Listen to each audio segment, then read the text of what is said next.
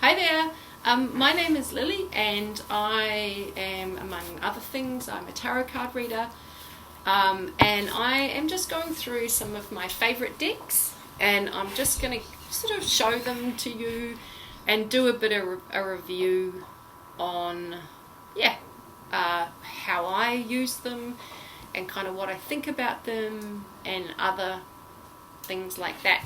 So this deck is called the Motherpeace deck, and my camera reverses things, so this will be reversed for you. So on the cover it says it's by Karen Vogel, but I actually think that this tarot book, from my memory, this book was actually written by two women. So this deck came out in the 80s, I'm pretty sure. So it was 1995. So the first printing of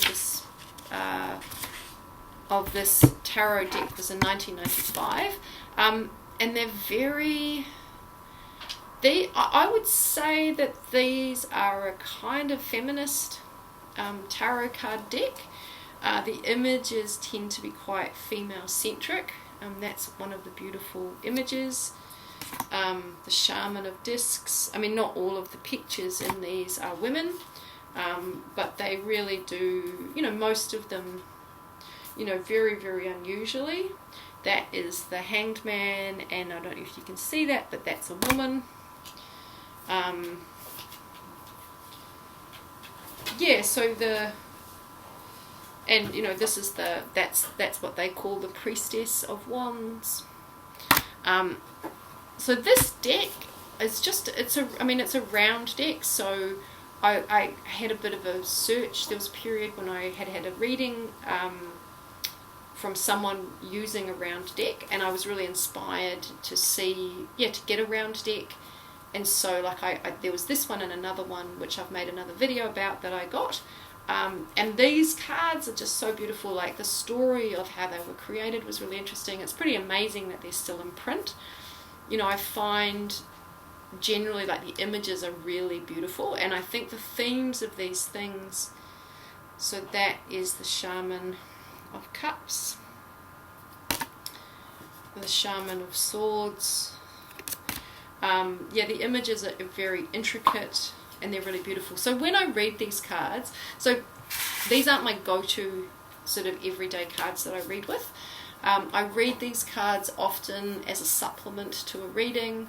One of the problems with these cards for me is these cards are broadly based on the Rider-Waite deck, but they're not the same. So they have a different mythology than the Rider-Waite deck. So when I'm reading from them, I tend to have to use this, and that's not great. So if I'm reading for someone, if I'm doing a reading with these cards, what I'll do is I'll lay them out, and then I'll investigate what the book says about them, and I'll kind of hold that knowledge, and then I'll kind of read how the cards relate to each other and the other things that the card speaks to me about. So before I was to give someone a reading, if I'm reading for somebody else, if I'm reading for myself or a friend, it's no problem just to kind of grab the book out and have a bit of a look. But one of the problems reading multiple different decks or going between decks is the mythologies are so different, and it doesn't feel, it's not really my thing just to impose a different mythology on a deck. I'm more curious about, they're quite nuanced, and so it's you look at things from a lot of different perspectives. I find it interesting to engage with what the author thinks and feels, so the person who created it, rely on my own intuition and the mythology of the deck, and then see how that lands for the person that I'm reading with. So one of the things that this book has, so there's actually another book as well, which I think that I've got too, which is a kind of expanded version of the meanings of these cards.